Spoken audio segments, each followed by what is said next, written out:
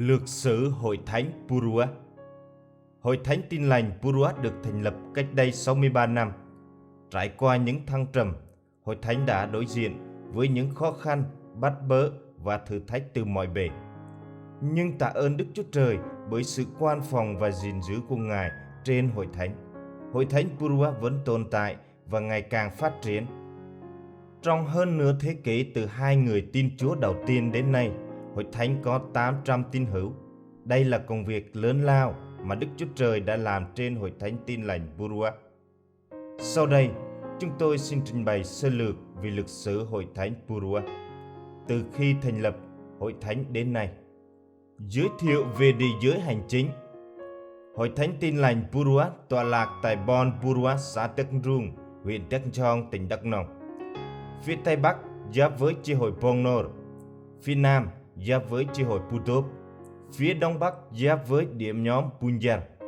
Sơ lược về lịch sử của Hội Thánh Tin Lành Purua, chúng tôi xin chia thành 5 giai đoạn chính như sau.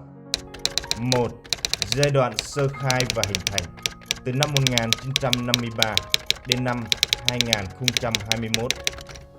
Năm 1953, Tin Lành đến với người Bunong, Monong.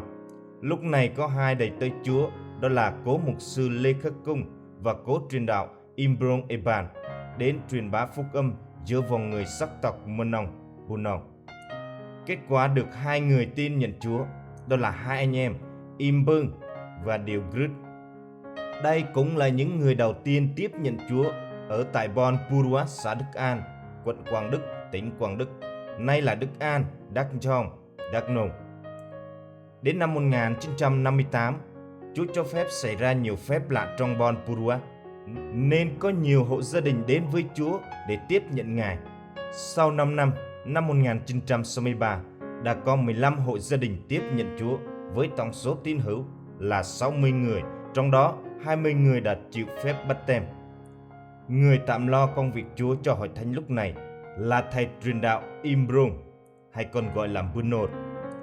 Ông bà truyền đạo Imbrong đã gắn bó và hầu việc Chúa tại Hội Thánh đến năm 1984. 2.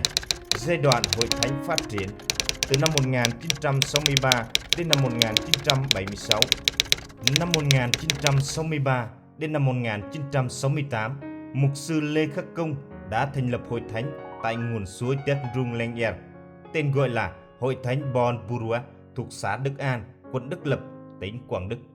Nay là xã Thuận Hà, huyện Đắk Song, tỉnh Đắk Nông. Lúc bấy giờ, có làm nơi nhóm lại với diện tích là chiều dài 5 m x 4 bằng 20 m vuông, thân tre, lợp tranh, nền đất tổng, số hộ 15 hộ.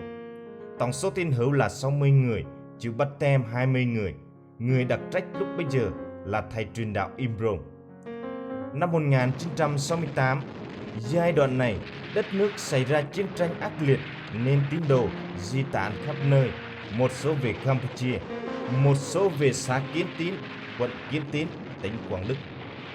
Lúc đó, tín hữu Bon Purua sinh hoạt chung cùng với Hội Thánh Bukso 2 do mục sư Ikrun Eban quản nhiệm. Năm 1976, truyền đạo Mlương quản nhiệm. Đến tháng 5 năm 1977, Hội Thánh tạm thời không nhóm lại được vì gặp nhiều khó khăn. Tín đồ chỉ nhóm lại tại nhà riêng của mình.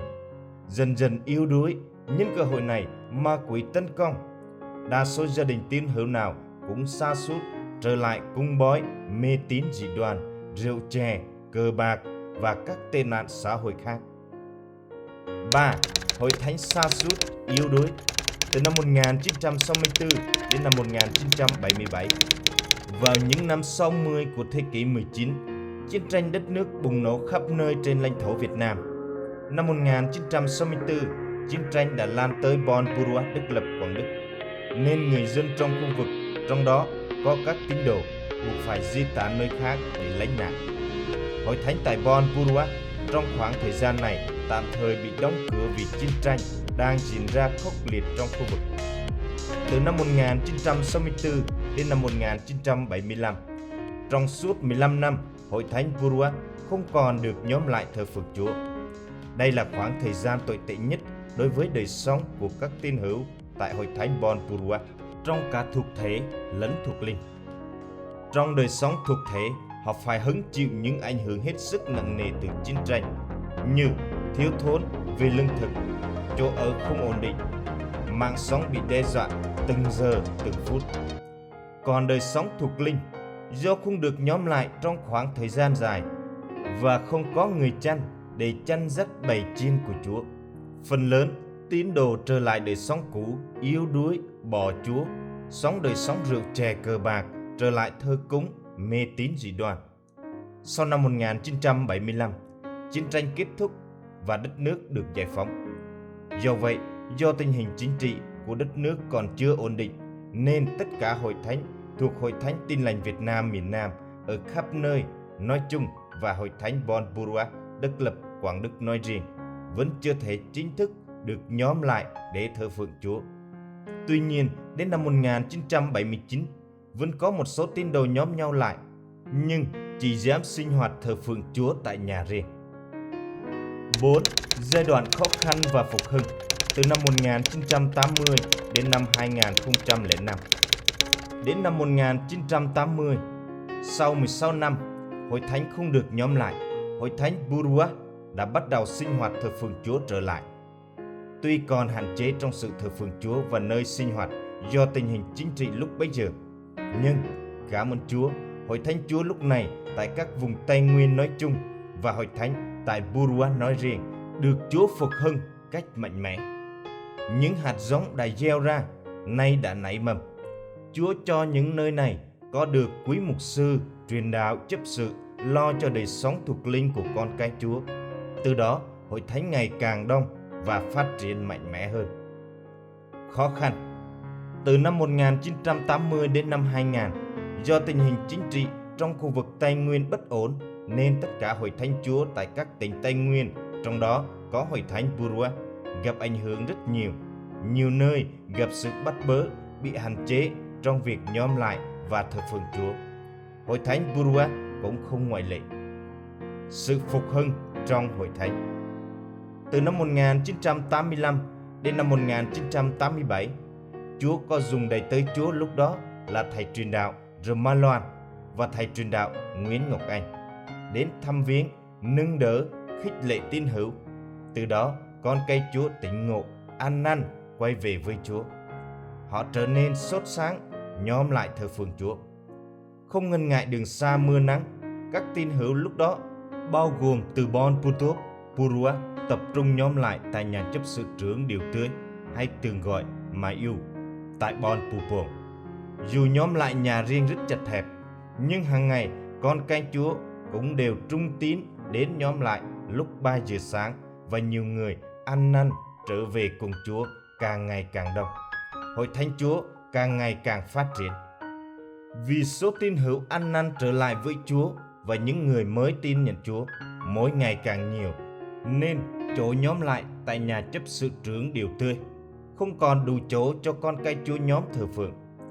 Vì vậy, Hội Thánh đã quyết định tách ra thêm một điểm nhóm lại mới tại nhà riêng của vợ chồng ông Y Tinh và bà Thị Trước từ năm 1985 đến năm 1989.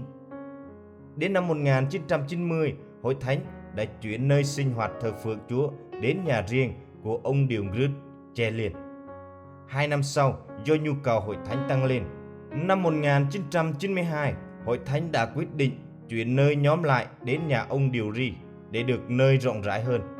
Lúc này, chấp sự trưởng Indian, nay là mục sư, tạm lo đặt cách thánh lễ cho Hội Thánh.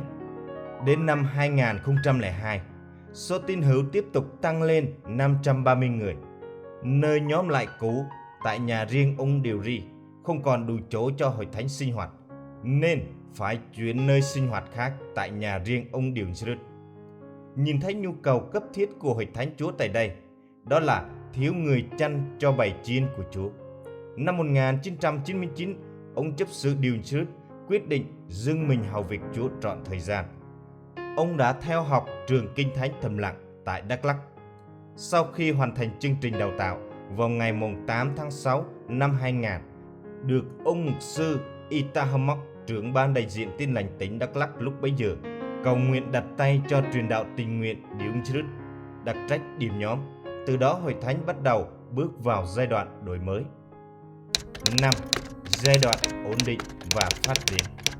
Từ năm 2006 đến nay, tuy Hội Thánh Purua gặp rất nhiều những khó khăn thử thách, nhưng cảm ơn Chúa, nhờ sự cầu nguyện không thôi của tôi con Chúa, Ngài đã cho Hội Thánh Purua dần dần được ổn định và từng bước phát triển. Vào ngày 26 tháng 6 năm 2006, Hội Thánh Purua được ra mắt điểm nhóm. Từ đó, Hội Thánh được tự do sinh hoạt thờ phượng Chúa. Cũng trong năm 2006, được sự quan tâm giúp đỡ và tạo điều kiện của chính quyền địa phương, Hội Thánh đã có được cơ sở ổn định để nhóm thờ phượng Chúa, cho phép làm nhà nguyện tiền chế với diện tích 94 m². Năm 2009, Hội Thánh Chúa tại Purua tiếp tục phát triển với tổng số hộ 100 hộ, tổng số tín hữu 637, trong đó có số báp têm là 267 người. Với số lượng tín hữu tăng lên mỗi năm như vậy, nhà nguyện cũ với diện tích 94 m² không đủ chứa cho số lượng tín đồ trên. Cảm ơn Chúa đã cảm động ông truyền đạo tình nguyện Điều Sứ, cố mục sư nhiệm chức Điều Sứ dâng hiến đất cho Hội Thánh với tổng diện tích là 1.979 m². Trong đó, nới rộng thêm nhà nguyện với diện tích 170 m². Ngày 26 tháng 4 năm 2017, Hội Thánh được công nhận và ra mắt chi hội tự dưỡng. Vào ngày 30 tháng 6 năm 2018, Hội Thánh nhận được quyết định bổ nhiệm ông mục sư nhiệm chức Điều Sứ quản nhiệm chi hội. Ngày 5 tháng 12 năm 2018, Hội Thánh được tổ chức lễ đặt viên đá khởi công xây dựng nhà thờ. Trong suốt quá trình xây dựng nhà thờ, Hội Thánh gặp không ít khó khăn và thử thách. Sau khi xây dựng nhà thờ được hơn 1 năm, thì mục sư nhiệm chức Điều Sứ quản nhiệm chi hội bất ngờ lâm bệnh và về với Chúa vào ngày 29 tháng 12 năm 2019. Đó là sự mất mát rất lớn đối với Hội Thánh. Hội Thánh lúc này khó khăn càng thêm khó khăn hơn khi đang xây dựng lại khuyết quản nhiệm. Đến ngày 4 tháng 3 năm 2020, Tổng Liên hội quyết định cử mục sư Ison quản nhiệm chi hội Pongnor tạm kiêm lo cho Hội Thánh để tiếp tục dẫn dắt Hội Thánh về đời sống thuộc linh và công trình xây dựng nhà thờ đang dang dở. Khi Hội Thánh đang dần ổn định thì một lần nữa khó khăn lại ập đến với Hội Thánh. Đến tháng 7 năm 2020, mục sư kiêm nhiệm bị mắc căn bệnh ung thư phổi. Đến ngày 4 tháng 8 năm 2020, mục sư cũng đã về với Chúa. Từ tháng 7 đến tháng 9 năm 2020, Hội Thánh một lần nữa khuyết quản nhiệm. Vào ngày 13 tháng 9 năm 2020, Tổng Liên hội quyết định cử mục sư Icha, ủy viên ban đại diện Tin lành tỉnh Đắk Nông, tạm kiêm lo cho chi hội Purua theo biên bản số 08/2020 BBTT của Thường trực Tổng Liên hội để công việc Chúa tại Hội Thánh được tiếp tục và hoàn tất. Sau thời gian 3 năm xây dựng được hoàn tất, vì lý do dịch bệnh Covid diễn ra phức tạp nên không thể tổ chức được lễ cung hiến nhà thờ. Vì nhu cầu của con cái Chúa dưới sự đồng ý của Tổng Liên hội và sự cho phép của chính quyền địa phương, vào ngày 27 tháng 11 năm 2021, Hội Thánh đã tổ chức buổi cầu nguyện tạm sử dụng nhà thờ do mục sư Israel, ủy viên Tổng Liên hội, mục vụ Tin lành tỉnh Đắk Nông làm chủ lễ. Cảm ơn Chúa, Ngài lắng nghe lời cầu nguyện của tất cả con cái Chúa.